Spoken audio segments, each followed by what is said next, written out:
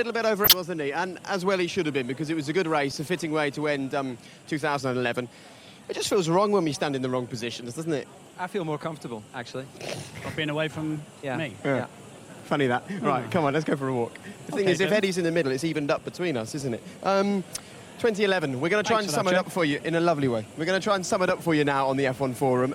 It's been a great year. The three of us have enjoyed travelling the world and bringing you as close as possible to Formula One. And we're going to try and start down towards the slower teams, perhaps at Hispania, Virgin, Lotus in that area, review their season, send Eddie in to try and grab a couple of team principals or some drivers. We'll interview them, we'll get the stories, and we'll sum up the year for you. So if you'd like to get in touch, it's always tricky using the old interactive stuff in the pit lane these days, but it's f1@bbc.co.uk to send us your emails. And even if we don't use them on air, we do, I tell you, read them. And you can also tweet us, which is at Jake Humphrey F1. That's the only Twitter address people can use, isn't it? You two haven't got involved yet.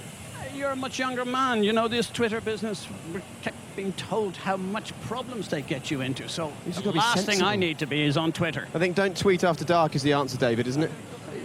Yes, In indeed. this case, that might be difficult. Ciao, Rubens. How was it?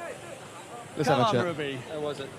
It was tough. We choose a first gear that basically we thought it was going to rain, so we said let's go for the first one, which is better for the racetrack, and it didn't pay off because the car just bogged down. But it was fun like always. I mean, the car has been difficult for the whole season, and you've driven bad cars and good cars. I hope for a better one next year. Felipe, he repaid the friendship. We were very pleased to see how he just you gave him the wave back to unlap yourself. Was that important to you?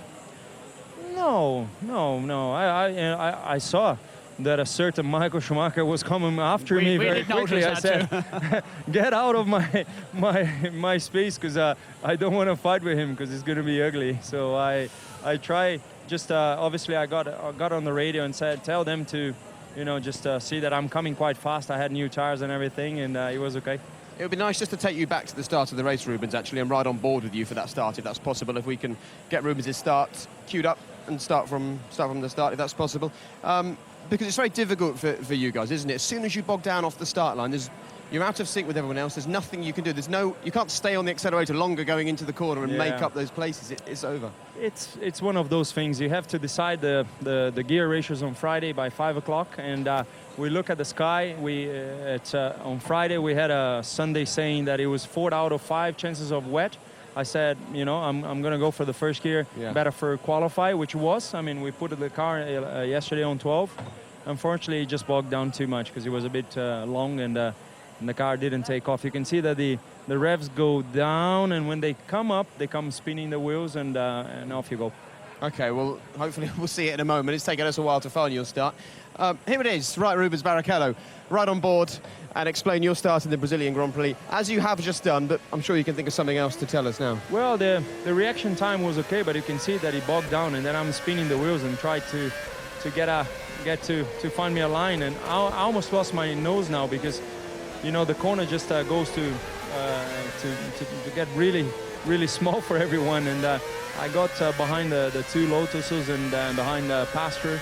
I was able to overtake Pastor and Trulli back, and I had a good rhythm on the first few laps, but unfortunately there was not enough to get everyone back. And when you're behind there, it's almost like you don't want to lose your nose, but you want to overtake everyone, and that was a lot of different lines. I went on the outside now, trying to go on the inside of Trulli, but then he went on the outside, and Pastor stayed just following the other cars, and then I had a chance on him, which I did again because I kept on the outside of him again, and then I overtook Trulli on the next straight. So again, I've driven good cars, I've driven bad cars, and it's just the fun out of it. You have to take the maximum out of it.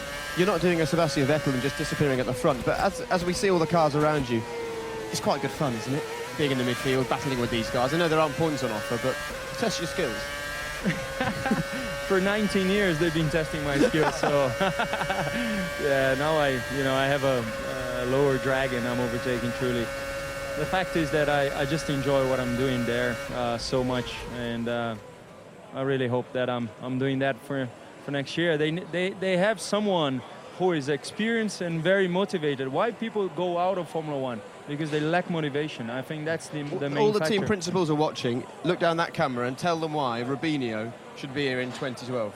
Because I think I'm on the peak of my performance, and I just love this. If I put love into your car is gonna go faster. So just give me a paper. We sign 2-3 phrases. Rubens, I need to ask him a question because, sorry to butt in. Who do you speak to at Williams? Because everybody seems to be going in different directions. Who will you sit down and talk about a contract? Because Well, I've been speaking to a lot of them. I think at the end of the day, is Adam who's going to take in the final decision. But I call Frank. I speak to Patrick here. I speak to Toto, who is in charge as well. So I speak to all of them, and obviously I'm trying to grab them all together. We hug, we sign, and then off we go. And you're managing yourself, or you have somebody to do that for you? I'm happy to manage myself now. Good old Ruby. Well, Rubens, when you came here, you set this down on the floor in front of us. It's got Brazil 2011 written on it. Is this the video footage or this telemetry data? No, this is video footage of the race today, and BBC, of course. also, of course, because I love to see you guys talking. But it's something that I enjoy very much. That's what I do. Right now, the kids know. I'm gonna have a meeting with the team, and then we go back home. We can do the popcorns for them, and then we watch the race once again. If they fed up, they can play. But I want to watch the race. You watch it today? Yeah, absolutely. Yeah, That's brilliant. That's how much I love it. You see, I think it's. I think you learn a lot, even though after 19 seasons you learn with this. Some cameras that show the car, the driving, the decisions you took, the pit stop position. There's a lot, and I'm not prepared to say goodbye to them just yet. Okay, well, we wouldn't want to say goodbye to you. We've said this a few times in our build-up show. No one at the moment is showing the kind of passion to be in a car for next year. We talked about if we were team bosses, we'd sign you up on the passion you're showing alone. So best of luck. Who knows what the winter will bring. Thank you very much. We'd love to see you next year. If we don't, well done on a fantastic career. It's worth saying that when we get the chance, but hopefully we'll see you next year as well. I see you next year. Thank you very much. Okay, wonderful. See you then. All the very best. Take care. All right, let's carry on our walk. That was nice. Nice to grab hold of Rubinho. Being totally frank. Oh, hello. How are you? Hello. Oh, well done. Good fun today. I was going to ask Eddie a question. I think I'll throw it to you, Martin. Well, thanks for that, Jake. Sorry. I think I'll stop here and have a little drink then, if I may. Is that all right? We'll keep you involved. We'll keep you involved. Don't worry. But you can't do all the talking all the time. Martin, Rubinho, in a car next year, would you put him in? You know, I don't know what to say. I mean, I've signed up to do Le Mans this week because I must drive, so I can understand the passion that he has and that Pedro de la Rosa has to get back in a car. So what can I say? If somebody offered me a Formula One drive now, I'd take it. I just would love to drive them. But in my heart of hearts for F1, I think we need to see the young talent coming through. And in a way, I'd like to see those seats taken by some fresh young blood we can get excited about. Marty, would you keep Suttle? If I was who? We're outside Force India. He's been pretty handy lately, hasn't he? Oh, for heaven's sake, what a performance today. But, How can you get rid of him? You'd have to ask him where that performance has been the rest of the year, maybe even last year to an extent. Although, you know, Hülkenberg and Di Resta, that's a good little lineup. Force India really spoilt for choice, haven't they? What a nice problem they've created for themselves. David and I were using facial expressions to try and work out what's going on this front wing, because there's a huge paddock. Aerodynamic, is it? If we just stand sideways, we can let everyone still use the paddock and stay on air, stay broadcasting. Let's go through all three of you then. You've got Paul Di Resta, who's had a stellar rookie season. You've got Adrian Suttle, who's had his best ever season in Formula One, and you've got the man behind us. Does he want to talk to us, David, do you think, Nico Hülkenberg? Well, Nico was actually waiting in the Answer wings. that question first. He was actually asking us a question. Nico, you were asking where's your DVD of the track guide, which I said I would get to you, but we will get it to you before the end of the afternoon. We've just been talking there about what a great job Force India have done and how they're spoiled for choice. 3 great drivers. So you're looking pretty confident. But we asked you about that in the track guide. But anyway, what did you make of the team's performance this afternoon? Oh, very happy for them. Very good job by Paul and Adrian. I think also on the pit wall we made some good choices today with switching Adrian to a 3-stop. Paul had a tough race with some technical problem, but he drove through it. And great performance. Missed out just by a couple of points now to P5 in the constructors, but yeah. Would you have made that difference, getting P5? Have you been in there? Probably yes. Okay, confident boy. Anyway, just one final thing. Do you think that being out of the car for the year, working with the team on the pit wall, seeing the strategy and the decisions that are made, will make you a better race driver when you're back in the car next year? I think I learned, I learned differently this year too, when you're in the car. Definitely, in the car you learn more about racing and so on, but now I get a good, view of what's happening outside of the car and how the, communication goes inside the team on the pit wall and so on. So I understand that, and I know that when I'm in the car for the future. So, yeah, it's going to be good. Okay, well, good stuff. We'll get that DVD to you before the weekend is out. Jake? Thanks very much, David. Well, we're here with the man who is in the car rather than the man who wants to be in the car, Adrian Sutil. I'm sure we'll have a look at some of the best moments from your race in just a moment, but let's overview it first of all. To finish off the year, you must be delighted with that performance. Yes, absolutely. I mean, this race was very important. I think second half of the season was very, very good and very successful. Also quite impressive that we turned the car without any update to really be more competitive in the last 2-3 races. Haven't expected that, so it was nice to challenge here both the Mercedes finally and 9th in the championship. So that was my main goal. I knew it was difficult, but with the 6th position it worked out, so well very happy. Well done. Well, I'm incapable of believing that you're not going to be in this team next year. And if you were a betting man, you'd have to say you're not going to be in this team next year. Hülkenberg has a contract, and we know that the rest is staying. So please shed some light on this for us. Yeah, well, it doesn't really matter for me what the people say. So for me, what counts is I did a great job today. I did the maximum. I can't do more. So that's why I'm relaxed about my future. I think the people should see now what I'm able to. So I did a great last half of the season once the car went better, and I can't do more. So let's see how the negotiation goes on for the next couple of weeks. And this is the best form of your Formula One career, isn't it? That you've put out these last few races. You seem to be as strong, consistently as strong as I've ever seen you. Yeah, I mean, I feel like on the top, of course. So also last season was very good, but of course in the last races the car was not so good, so you can't perform. It's always better to finish strong and probably start a little bit behind, so that keeps all the result, keeps the people in the mind. So that's why I think I did my job. I felt probably very consistent the whole year through, and happy about that.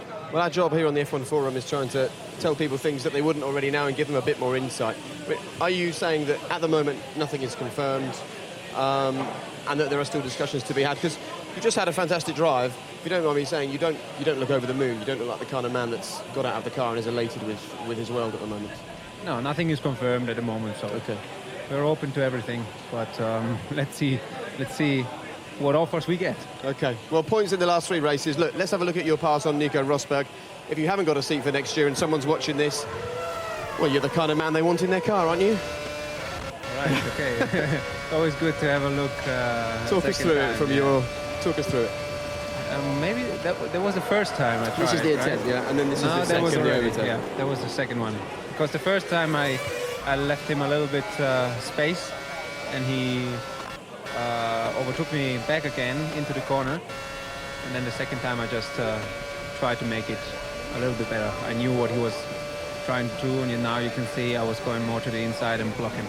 Adrian, I was asked a question, driver of the day, and I thought, toss up between Mark and you, and I came out in your favour only because you had to do more. You had to get yourself from 11th in the championship race up to 9th, and you did that. And we were really pleased because the fight in the middle of the grid fighting is always much more attractive to me. So well done on that.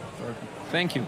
Are you frustrated with Formula One at the moment? You've got Pedro de la Rosa, 39 years old, going to HRT. Rubens wants to stay in. He'll be 40 next year. Michael's 42.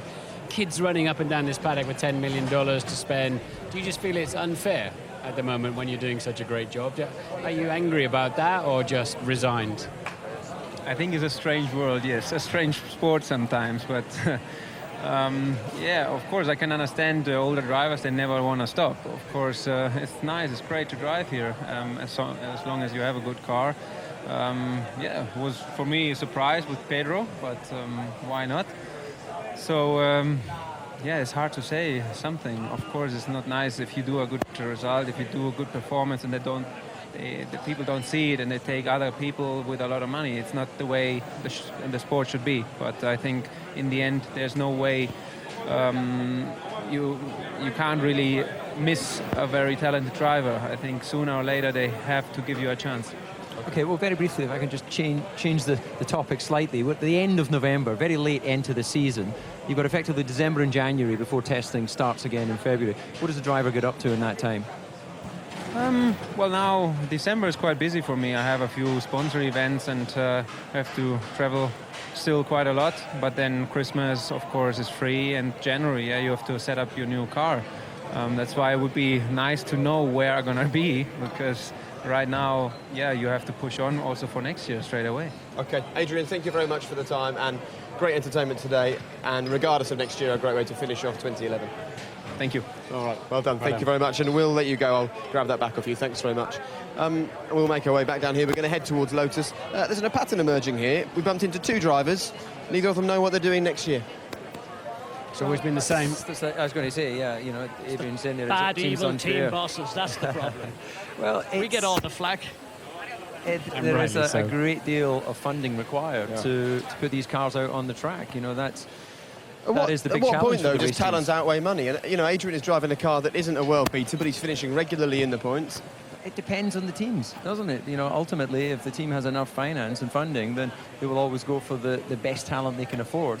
And in the absence of that...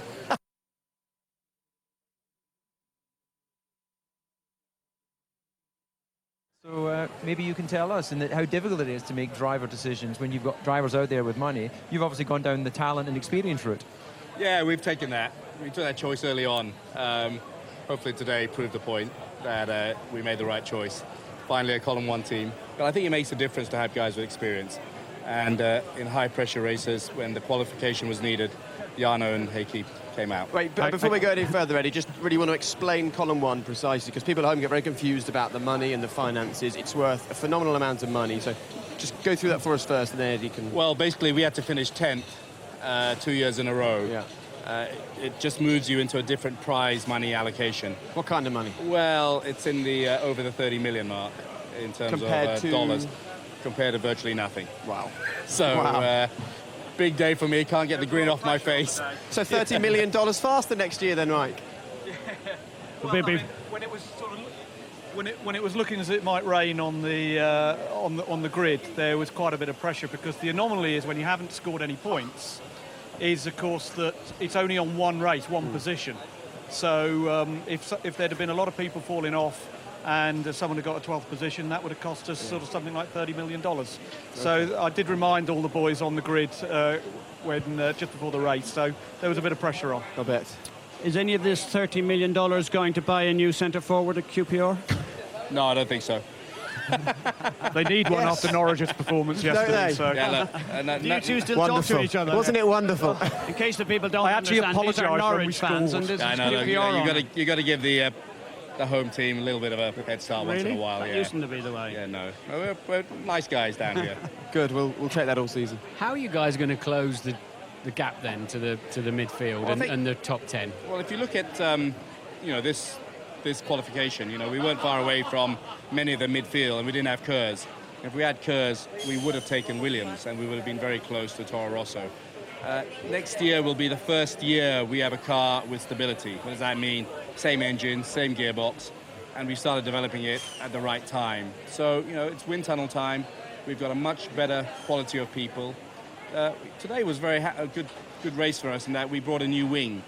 Here we are in the last race, still adding parts. And this wing came from the CFD department and added 0.5 of a second. So I really feel next year we should really make that step. De Montezemolo gave Ferrari team, the boss of Ferrari, 5 out of 10 for their performance this year. What do you give your team?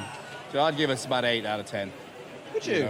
Yeah. Okay, and Yeah. let's put the same question to you, Mike, because the car is your baby, you've designed it, and I know you feel the pressure is on your shoulders next year to take another step forwards with this team. Mark out of 10 for this year?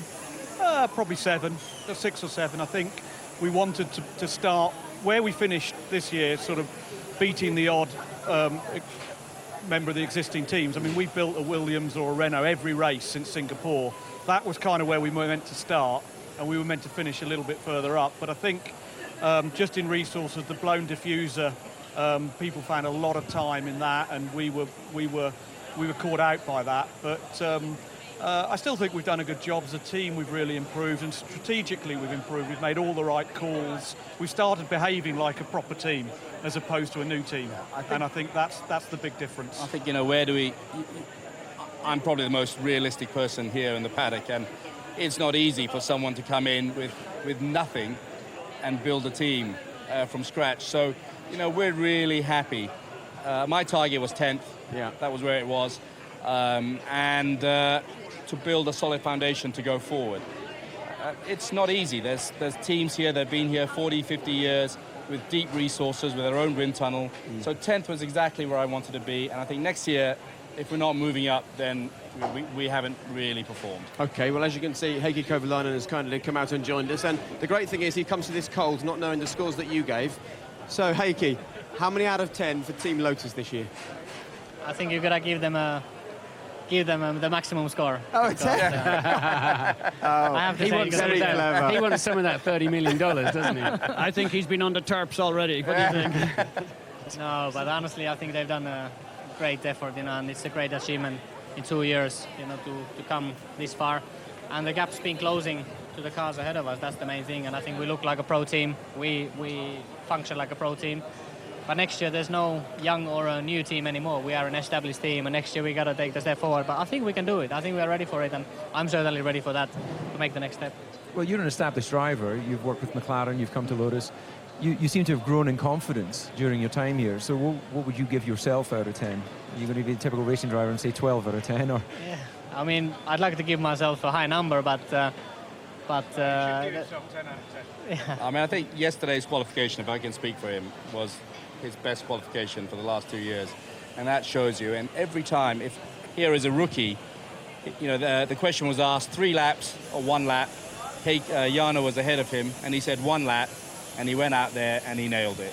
And I think that's the mark of a confident pro. But that's what the teams are expecting the drivers to do. And I think, like you said, I certainly lost a bit of confidence in my previous years. And, I could feel that it's not functioning very well. And, I had to go back to starting point. And whatever I was doing wasn't working. So I changed a lot of things and went back to starting point. And now it's working really well. And I think now, I'm really comfortable in the paddock and in all kind of environment. I think I'll function very well. And I think the for driving us, is much more where it should be now. I think for us in the cockpit, I'd really agree with Heikki. When he came here, you'd lost some confidence. And if Jarno was quick over a weekend, he'd talk himself out of it and he'd lose time. And this year, we've seen him actually go out in qualifying and go above what we'd expect him to do. And he's clearly learned to just say, OK, put that in the back of my mind that he's quick, get the most out of it I can, and then suddenly thinks, I've done it, and I've actually beaten him in qualifying. And it's been really, and I think the second half of this year, I'd give Heikki 10 out of 10, absolutely.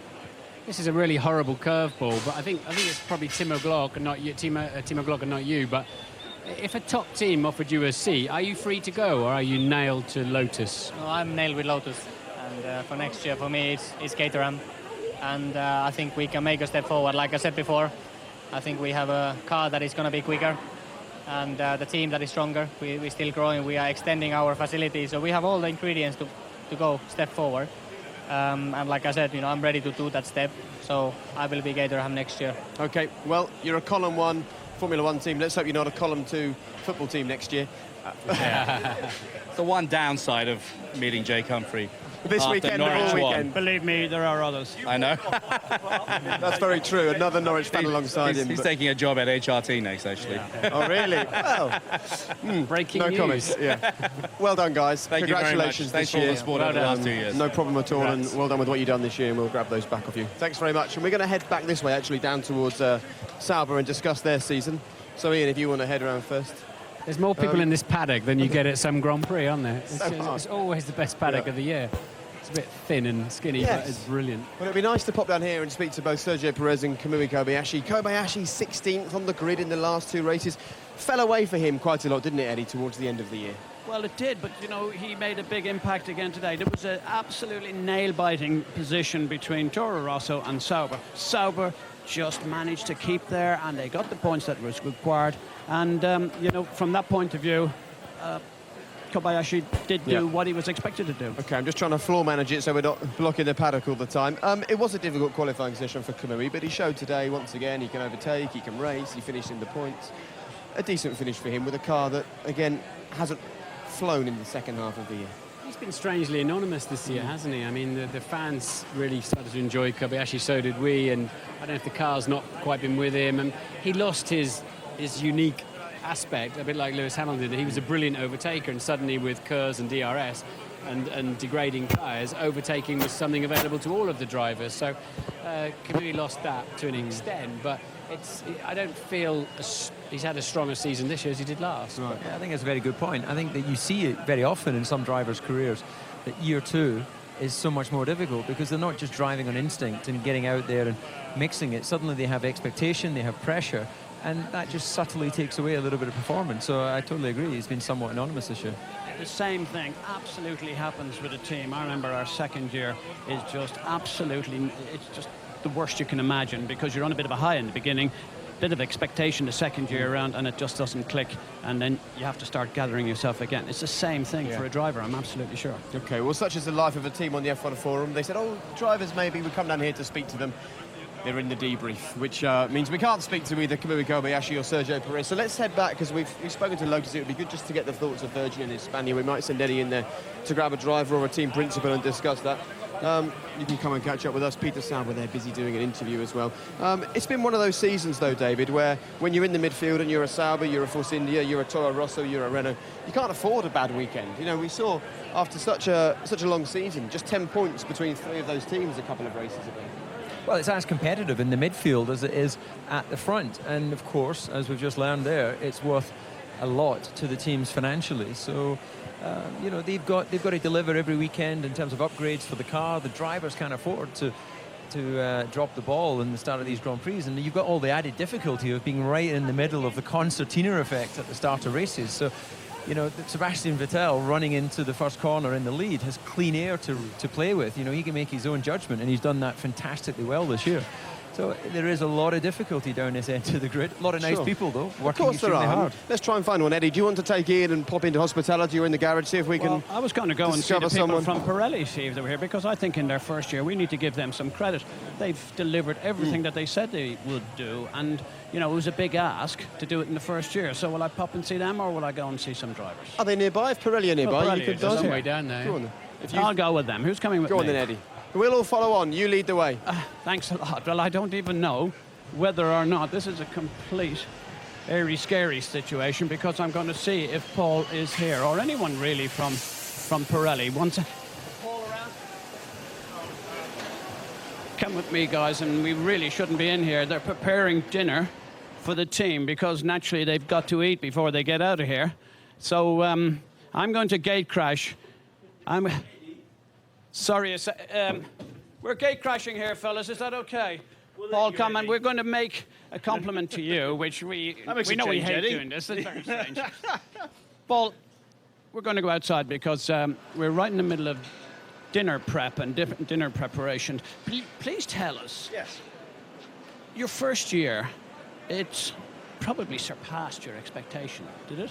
Well, it has to have done, you know. We had very little time to prepare, as you all know. It was 6 months, really, to get everything ready. Coming to Formula One, you know, there's no prisoners in Formula One. You can't hide anywhere, can you? You know, you can't, you know, say 6 months wasn't enough, because that's all you were given. You've got to deliver from day one and continue through the season. So, yeah, have to be happy. You're doing this purely as a commercial objective, and can you see a correlation between sales, increased performance in terms of your ability to get the message across in terms of marketing? How are you doing this?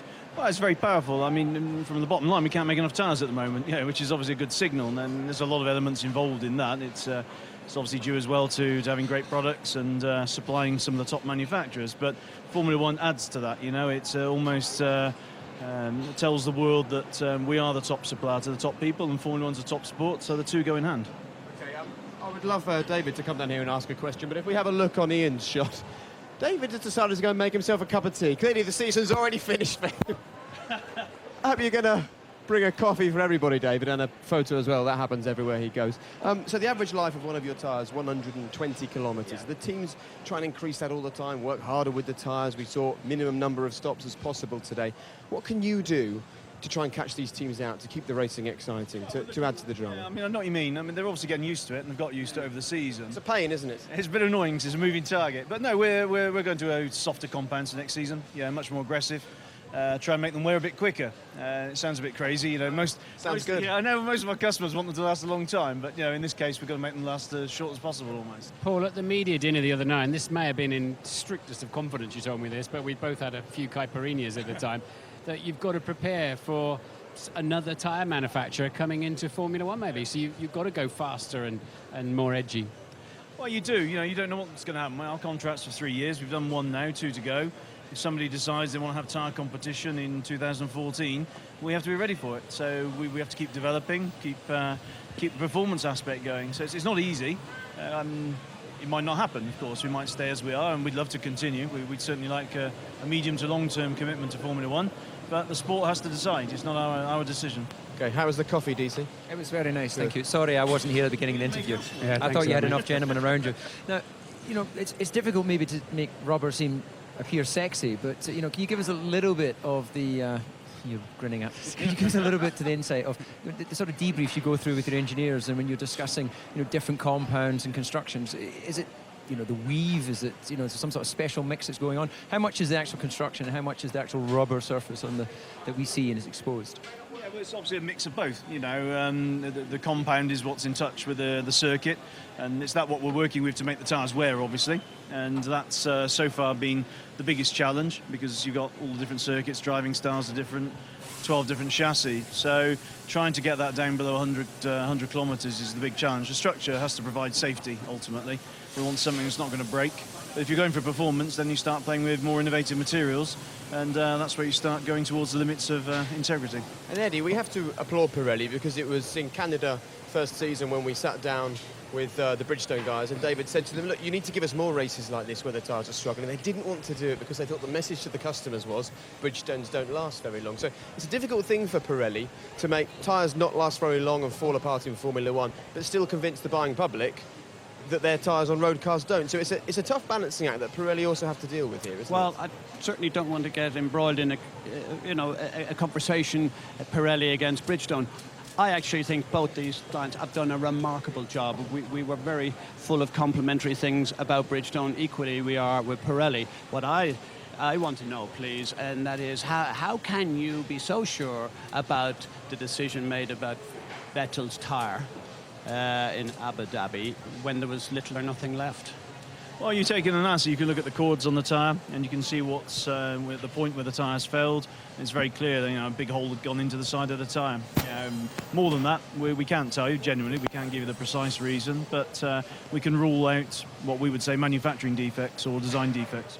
I think you've done a brilliant job for Formula One yourself too this year, and for the fans. You're always fighting the corner of the fans. I think this should be on permanently next year. And then just sew it on. You're not going anywhere, I reckon. Well, that's why they put it there, you know, because we thought we might have to change the management after the first few races. So that's why we did a bit of economising. What is that? Open up like that. That's much better. We should have put this shirt in the Children in Need competition, particularly with a removable tag. We could have had anybody on there. I was waiting for you to give me one of your shirts, Eddie. That was the real reason. No, you don't want one of them. Correct. Thank you very much. Thanks, guys. Congratulations this year. You've given us some brilliant racing, and that's very true. And the job of the teams is to try and get to grips with them, and we're going to pop down to another team now, pop down to Virgin. Oh, we're not going to pop anywhere because Graham's come to join us. Hi, Jake. Graham Loudon, thank you very much for being with us. We had a piece yesterday in our build-up programme to qualifying all about team buses, and it started with John Booth going...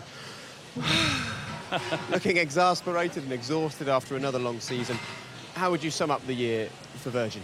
Well, it's character building season. Right. I think is the stock answer. You know, it's no secret the car wasn't as quick as we had both hoped and anticipated, and that's not something that you can solve overnight.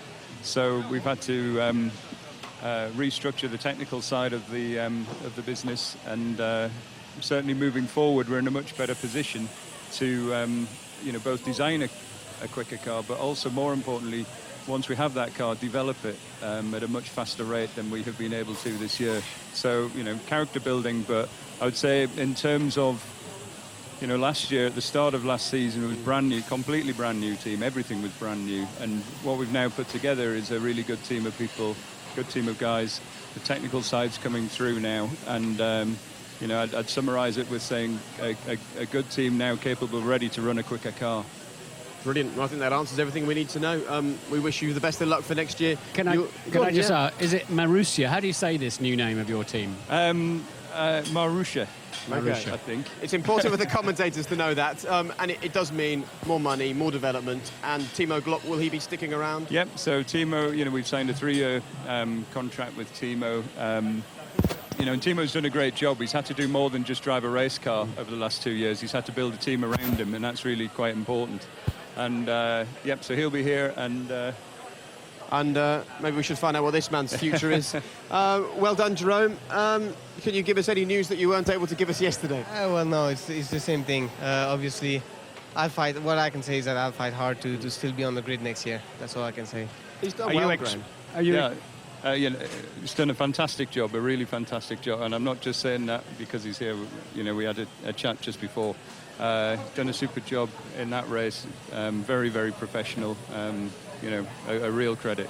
But you have signed Pick. Beg your pardon? You have signed Pick. Well, as you know, Eddie, I don't sign the drivers. Charles Pick, of course, is a reserve driver who would love a chance in F1 next year. But Jerome, we'll wait and see what your future is. We've heard this a lot up and down the paddock. But as far as you're concerned, you've got no intention of going anywhere. You want to remain a Formula One driver. Yeah, definitely. I want to remain Formula One driver. I think there's nothing else that gives you the thrill of driving as a Formula One car gives you, and so you want to stay in as long as you can. It's hard to put words. I mean, obviously DC knows what it feels like, and you just want to stay in because even if you're 5 seconds off, it's still fantastic to drive it. It's just fantastic to be part of it, and I just want to fight hard to move up the grid and stay in the paddock. Okay, well, we've collared him for you, so you can back him into a corner and have a conversation while we walk off. Thank you very much for chatting to us, Jerome, and Graham as well. Good luck next season with all the changes and things. Thanks. Well done, Graham.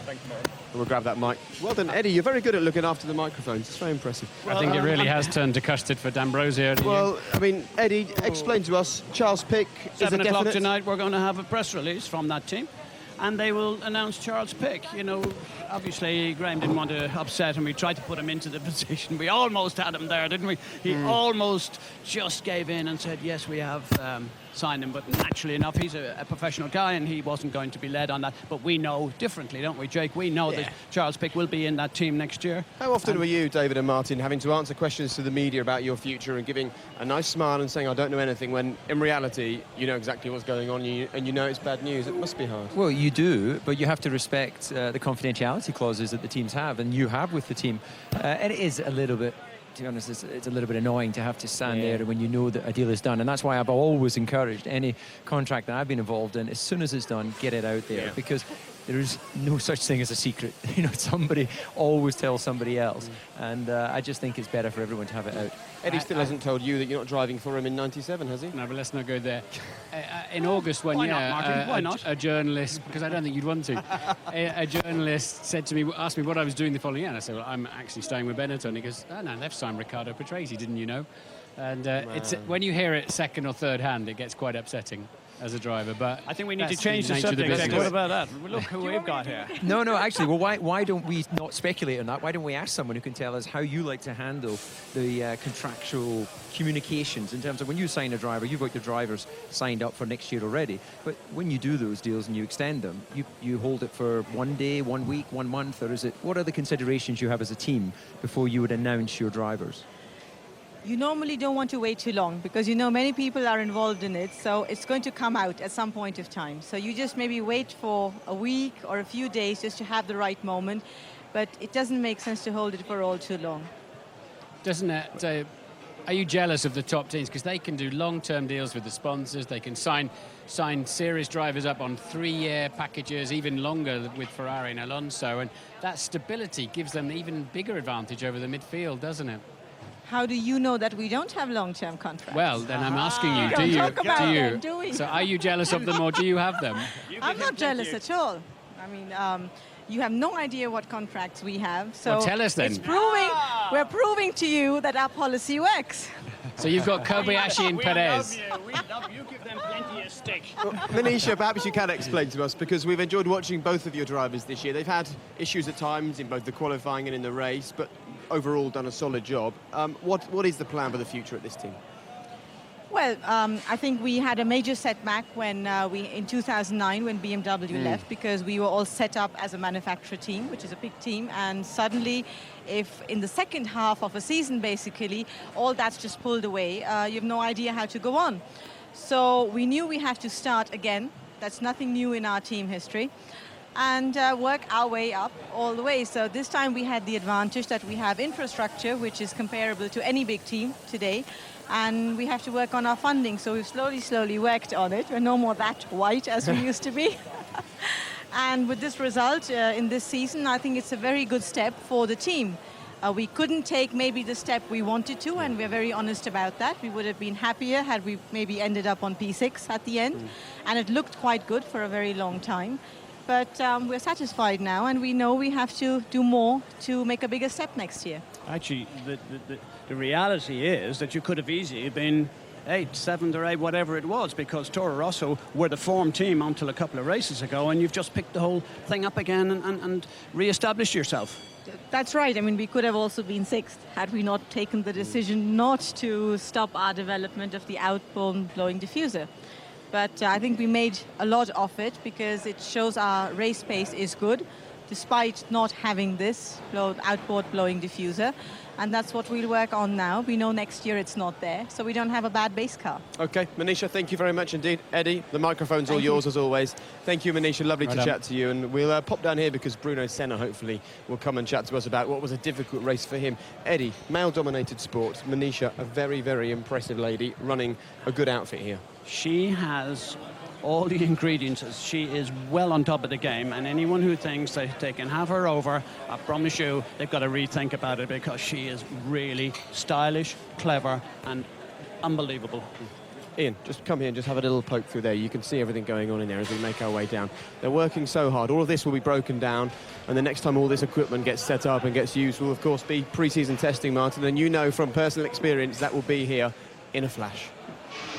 Yeah, we'll head into Christmas, won't we? All the black tie dinners and all the things we've got to do. And the next thing is we'll be jumping on the plane to somewhere in Spain for the test. I think there are 3 tests on there pre-season, and the 4th one's been put back into May, as I understand it at the moment. I'm not sure it's finalised, but they'll be thrashing around Spain, 1 car per team per day, trying to get their 2012 cars up and running with some reasonably significant changes for the cars.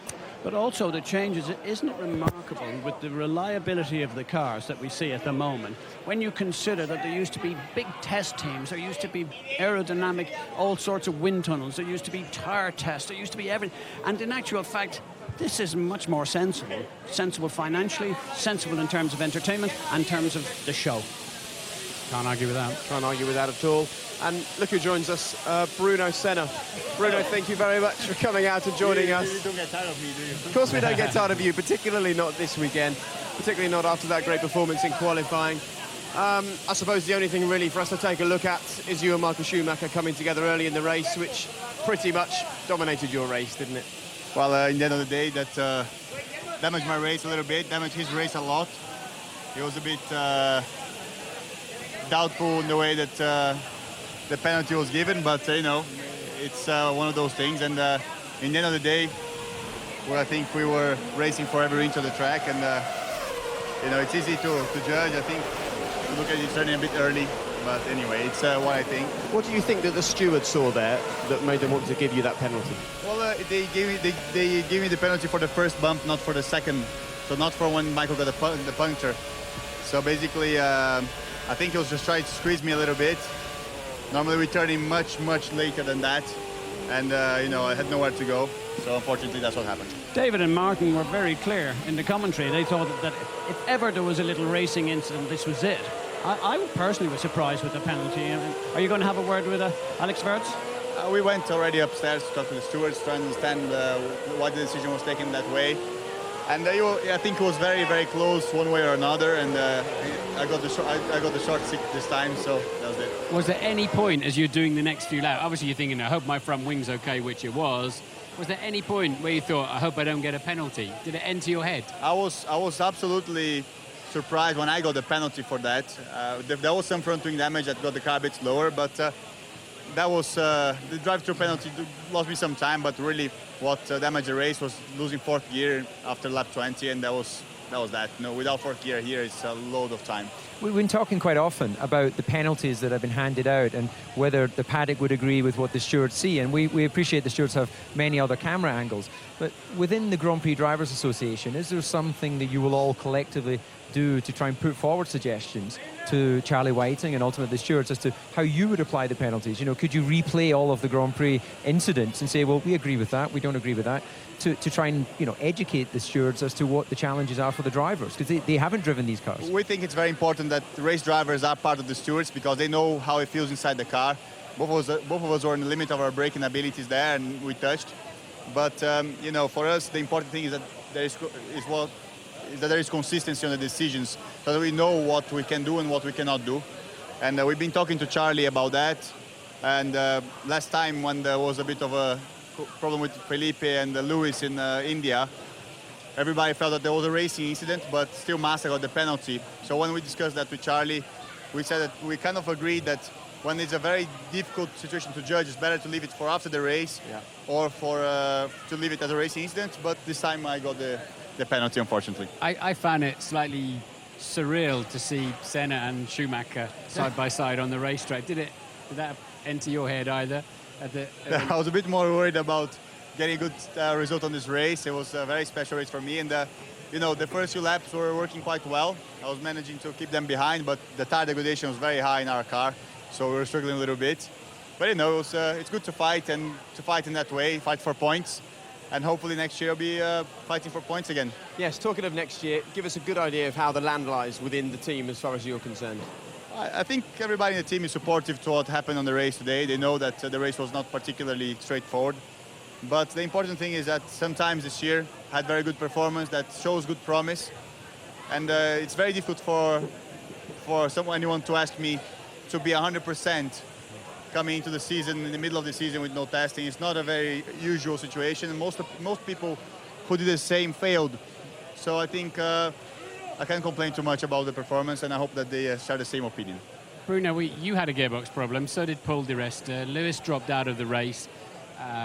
Vettel was nursing a gearbox. Why suddenly do you think we were getting so many transmission problems today? I think there's probably two factors. It's the last race of the season, so most gearboxes are at the end of their lives.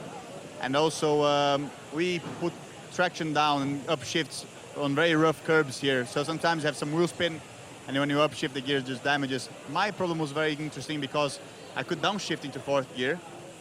The downshift will work, but not upshift. So I would just like not have a gear on the upshifts, but on the downshifts it was working. So something that they have to look in when they strip the car down, and then hopefully we'll learn something about it. How frustrating. But I know it's been a very busy weekend for you. You've had autograph hunters and cameras everywhere you've been, but we've spoken to you before and after qualifying, before and after the race. So thank you so much for making yourself accessible to the audience back in the UK. Thank you for all the support, and I hope to see you a lot next year as well. That would be good. We'll speak to you this much every race if you're in. It's okay. I'll make some space for you guys. Thanks a lot, Bruno. Have a lovely winter.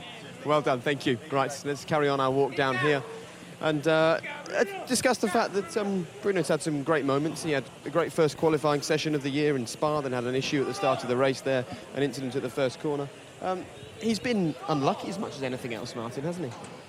Or do you make your own luck? You make your own luck, and especially in a single-seater, there's nobody else to blame. But I do think he's done a great... I've got to be honest, he's gone better than I thought he would. I don't know about you, DC, but he's been faster and he's raced better than I thought he would. And he, I have to say, he's devalued Petrov to an extent because he rocked up and got the job done. Well, he has indeed. And, you know, I can't claim to have followed every movement of his lower and early career, but a man who has and supports them, Chris Goodwin, who undertakes some development work for McLaren, someone I raced against in my early career, and I respect his point of view. He has always said he has great single lap speed and he's a good race driver, and he's delivered that in his short career in Formula One. Okay. Norbert, how are you? Hi, Norbert. How are you? You see, we delivered your boss. Yes.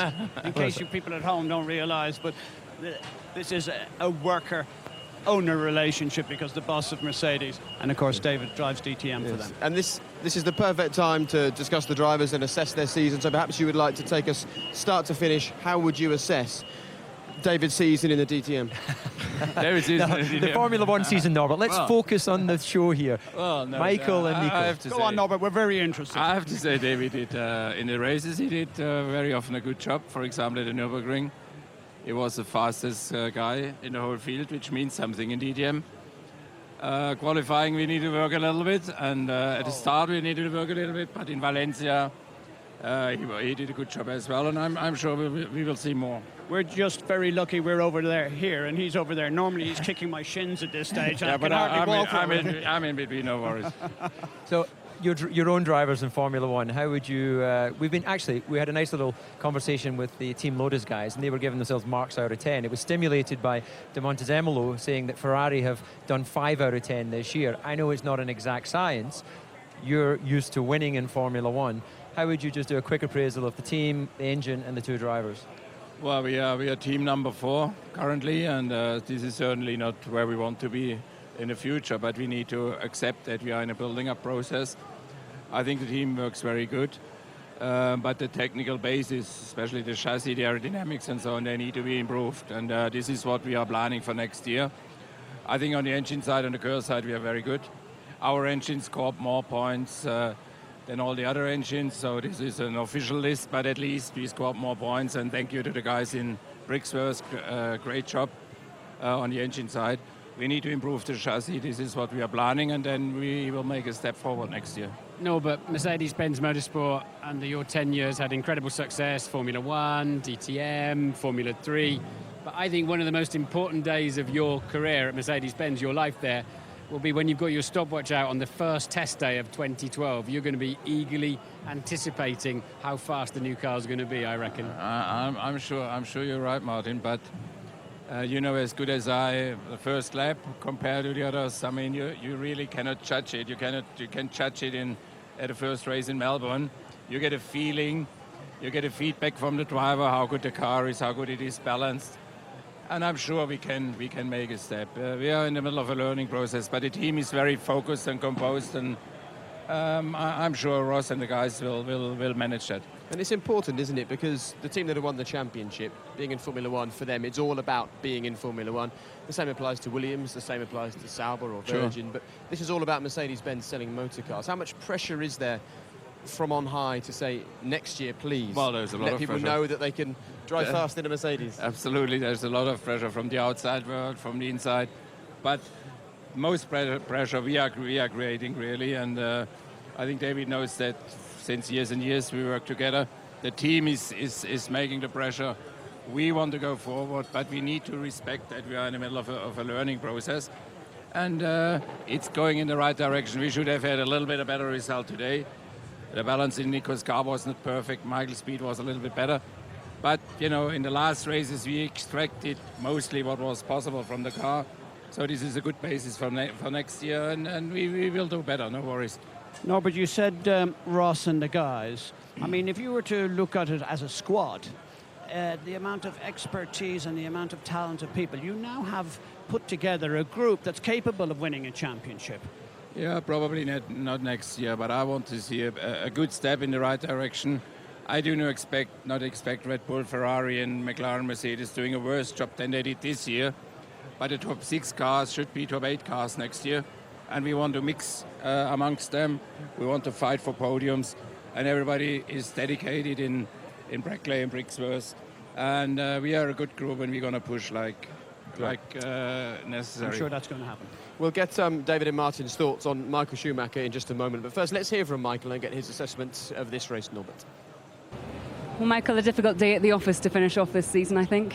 Yeah, it was a difficult one, and it had quite a few memories to 2006, my last race that I did before my retirement. Exactly the same circumstance.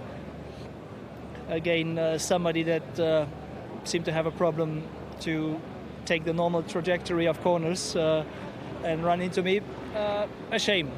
Would have been a nice race, some solid points we could have taken home. Although, for sure, as we have seen with Nico, it was a tough race for us. We saw already Friday. with these sort of temperatures that we were struggling a bit more than other people were. My balance for the first 2 stints, due to some damage that occurred after this tire damage, wasn't perfect. Then we altered it for the last stint, and actually it was okay then. The checkered flag's fallen not only here in Brazil but also in the season. How would you sum up this year? Well, the sum up is that we very much look forward for next year, put it this way. We have a tough and strong winter in front of us. All the guys are working flat out to get us where we belong to be, and that's closer to the winning road. And I hope desperately that next year that's going to be the first step towards that. Okay. As we're doing 10 out of 10s, let's start with Martin. 10 out of 10 for Nico and Michael. Out of 10, I think Nico's had a 7 or 8 season. Michael's about the same. I think he's been closer to Nico this year. He's had some great races. I'm thinking Canada. And I'm sure his return hasn't been as successful as he anticipated. But, you know, I'm sure you don't plan to change him because he's still doing a great job. Who would you change Michael Schumacher for right now? No, I mean, I'm absolutely happy. If everything would be as good as the engine, the curves and the drivers, I think we would be further up, so we need to improve the chassis. And maybe it's a good sign that Michael posted the fastest last sector time in the last lap of the last race. Good sign for next year, hopefully. It shows he's still pushing. I think that what is interesting within the team is, as strong as Nico has been in qualifying, Michael has been strong in the races. But I think just on that, in terms of Nico's race pace, I think the last 2 races particularly, I've been very impressed with his very assertive positioning of the car, especially with Michael in Abu Dhabi, and then again today into turn 1. And at this moment, I can't recall actually who he passed, but it was a very assertive pass. So Came he's back showing, on Sutil, didn't he? was it on Sutil? Yeah, and he's showing, you know, his racing skills are really being put on And I think show. the Q2 lap was very special as well. So, I mean, the ingredients are there. We need to use it more often, but as soon as our car improves, we're going to be there. This is a tough fight at the front of the field, but we try to mix ourselves amongst the best ones. Norbert, if Adrian Sutil, we saw him yet again drive a superb race today, and he is very much a Mercedes driver. Would you look after him next season if he didn't get a drive? Well, we need to see what will happen. I think he is probably sorted. He deserves the Formula One seat, that's for sure. And of course, I'm in contact with him on a normal, regular basis. He's not a works driver, but we know each other very well, and he deserves the seat. And let's see and wait and see what happens. Okay. Norbert, many thanks. Thank you very much. Enjoy the winter, and we'll see you next year, and he'll be driving for you once again. I'm just going to quickly pass an apology here. I'm sorry for holding you up. You can now get on with your day's work. Fine. No. Sorry. He was waiting for ages to reverse up here, and we've been blocking up the paddock. I hate getting in the way of people who've got a job to do and they're busy, and we do tend to do this. Let's go down to Ferrari, Eddie. Who would you like to grab hold of at Ferrari? Who would float your boat for a chat about this year? He's not here, but I want to get to Luca de Montezemolo. He's the guy who has given Ferrari 5 out of 10, and we'd like to try and find out the reaction, because I don't think it's a very particularly strong figure. And I'm always trying to get into the mindset of these guys who run big corporations.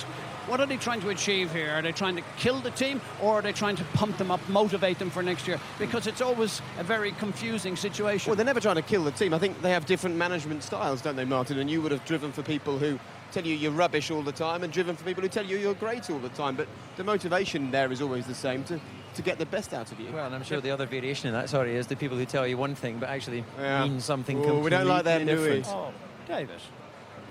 Present company excluded. Martin's, it was actually a question to Martin. What was the question?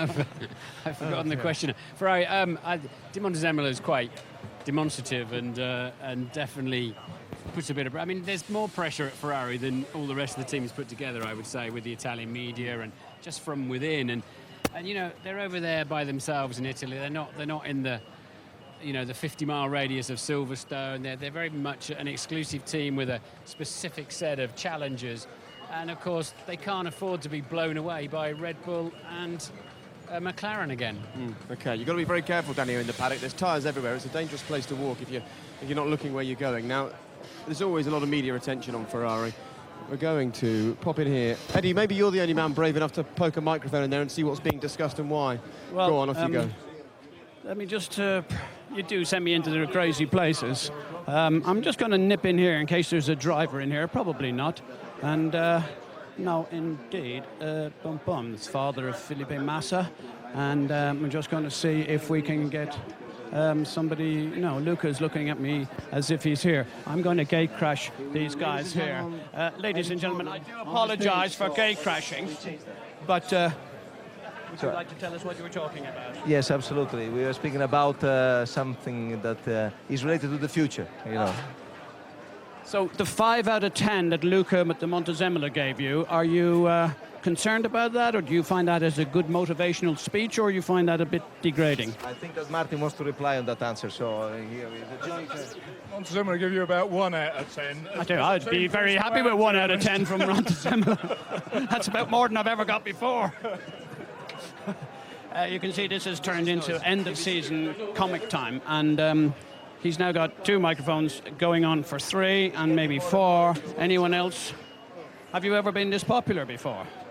It is the BBC, you know. I know, but honestly, it's not my job to be popular. I mean, I take seriously this moment to thank all the British supporters of Ferrari. Is that including Irish? Also, absolutely, all around the country. The Commonwealth, whatever you want, to thanks, because they always supported Ferrari, above all in difficult conditions as we had this year. So looking forward for the next season. And is that why they gave you the win at Silverstone? What, the English one? We want to thank you for making it so accessible, because Ferrari is important to us. Thanks, guys. Well, congratulations, Eddie, and if you can make your way back out of there with Matt as well, and come over here, because we're joined by Martin Whitmarsh, who's busily discussing the race from his point of view with both David and Martin. And that was one of the greatest F1 moments. Come here, because I found some of the ticker tape from the podium. Come here. You're the victor. Well done, you put win. me into really ridiculous positions, you do. That's great, that's what it should be At least you've kept about. me away from Martin Whitmarsh, that's a result. Well, I'm afraid not. Martin has joined us on the forum. Thanks very much, Martin. We won't come and gate crash your press conference. Let's make our way down towards McLaren, where hopefully people can hear us a little more clearly. Martin, whilst we walk, talk us through the race from your perspective today. It was once again a race of 2 halves for you. Race of 2 halves. Yeah, for Lewis, obviously disappointing. We knew from about lap 10 he wasn't going to make it to the end, or we were 99% sure. He was losing gearbox oil, which is used to lubricate and cool the gearbox. So we knew that he probably wasn't going to make it, but we decided to just push on until we had drive failure. For Jenson, though, great drive. I think he was a little bit hurt by Schumacher's tyre explosion that let Alonso through, and then we really had to do something different. I think the guys did a good job. We're onto Prime. We were quite strong on the Prime tyre. And that really ultimately allowed us to hunt down Alonso and get past him. Sorry about these sound problems. I think it's because we're so close to this press conference where there's all kinds of mics up, so perhaps if we made our way down here the same way as the forklift trucked it might sort us out. Martin, everybody is so happy about the way you, well, certainly within your team, about the way you gathered it together, and I have been a little bit critical that if you'd started the season, which is normally your normal trait, you would have put the fight to Red Bull better and given us perhaps a little bit more excitement. I am really sorry I've let you down here, as usual, Eddie. But you're right, of course. We didn't aim to have. We had a diabolical winter season. The first race distance we ever did was the Australian Grand Prix, so we were unreliable, we were slow. So that gave us, we were on the back foot. We really had to push to be able to get into a competitive position, and that's been difficult all year. We've had 6 straight wins. Drivers, Jenson in particular, have done a fantastic job, but we've got to do start better next year.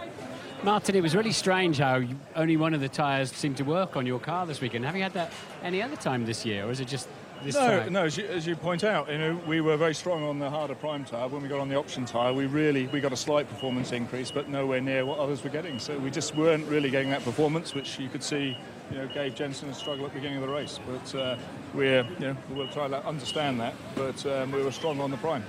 Martin, we've just been joined by Baby Button with his little button tattoo there. You're joined by you have a microphone. Would you like to ask your driver a question? Would I like to ask him? That the British public might like to know the answer I'd like to ask him. What time are we leaving tonight? We're going in about 15 minutes, and we're going to have a couple of beers, aren't we? Anyway, Sorry, Johnny Walker's. Yeah, that's the one. Yeah, great job this year, mate. Great job. When Jenson popped over, I said, "How are you doing?" He was sort of, was that a hard one out there today? Strangely was, because I had the feisty Fernando up behind me for the first part of the race.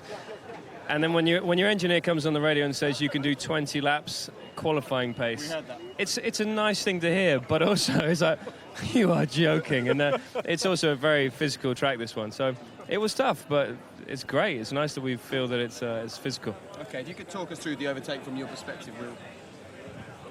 Right. Oh, this is when I overtook Fernando. Yeah, not the other way around. Yeah. Just so you know, when he overtook me, I pulled out of turn 5 and I was on the inside. Looked in my mirror, saw where he was. Looked back and there was all Michael's debris all over the circuit.